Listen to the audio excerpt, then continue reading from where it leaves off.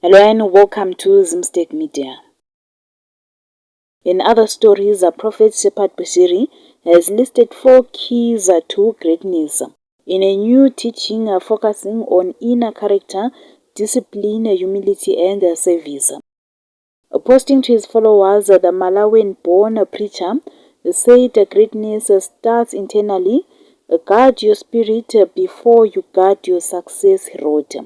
Adding, he said, what is built without inner alignment will not stand for long. He warned against relying on motivation alone. Bushiri says prophecy without preparation becomes a frustration. What you repeat daily becomes the throne you sit on tomorrow, he said.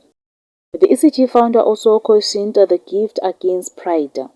Stay teachable even when you are gifted. A full cup cannot receive fresh water, he said. If your success blesses no one, it is only decoration. Real greatness lifts others, heals spaces, and leaves people better than it found them. For more stories, please do like and subscribe.